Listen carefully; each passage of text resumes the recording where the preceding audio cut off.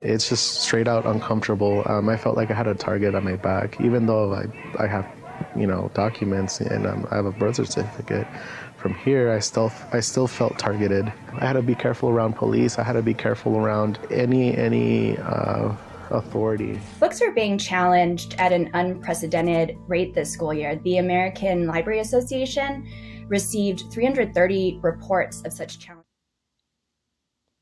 The power to define the purpose of education, the power to define the curricular content, and the discourse around education all tend to be in control of, to a large extent, white racial actors, but probably as importantly, tend to be steeped. States have introduced bills that would restrict how educators teach American history and current events. During this past election cycle, a number of Republican candidates pushed false claims that critical race theory and anti-whiteness are being taught in public schools. Harvard University's Hutchins Center for African and African American Research found evidence of the exact opposite, that American public education has a long history of teaching white supremacy.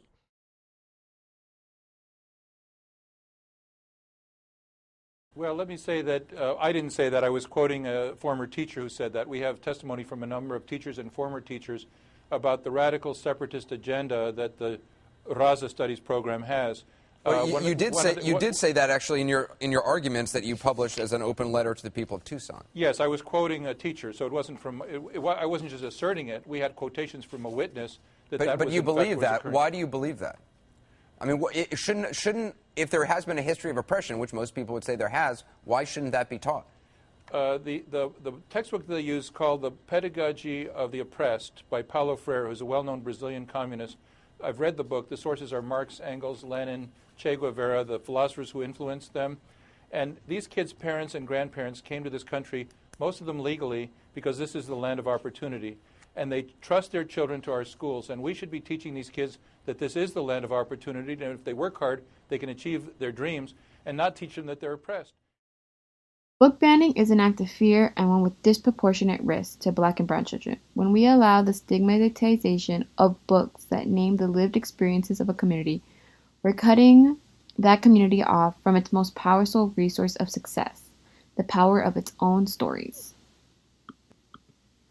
During HB 2281, at the aim of dismantling Tucson Unified School District of Mexican American Studies classes, more than a dozen books were banned off the shelves of TUSD schools. Books like Prodigy of the Oppressed, Chicano, Message to Aztlan, Mexican White Boy, The Devil's Highway, Borderlands, The New Mestiza, A Place to Stand, Red Hot Salsa, So Far From God.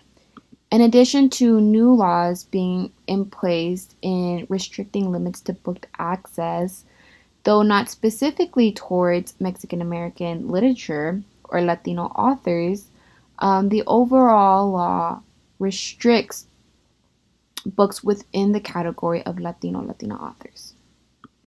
So why is it essential to have Chicana authors in the classroom, Mexican American authors in the classroom, Latino, Latinx authors in the classroom? Having a diverse classroom library, a diverse school library, and overall a diverse classroom that reflects the population of all students internationally across the world promotes healthy relationships between students and home lives, promotes culturally responsive learning environment, and provides more resources for teachers to use in their practice. In today's day and age of media using the internet as our biggest resources, there are thousands, if not millions, of ideas, practice resources for educators to create an inclusive, culturally responsive environment. Today, Mexican American literature in general includes a vibrant and diverse set of narratives, prompting critics from all over the world to describe it as a new awareness and a historical and cultural independence for both Northern and Southern American hemispheres. A large part of this is Chicano literature as an aspect of Mexican American literature. The benefits of including a culturally responsive classroom library or having culturally responsive books and pieces of literature in a school promotes healthy learning.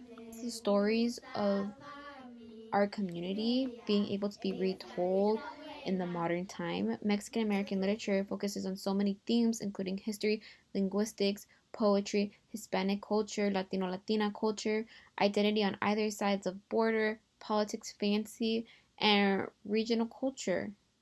Overall, these books under this category focuses on border literature, dual culture identity, which a lot of Mexican Americans, Chicano students, Latino Latina students living in the United States reflect and connect to.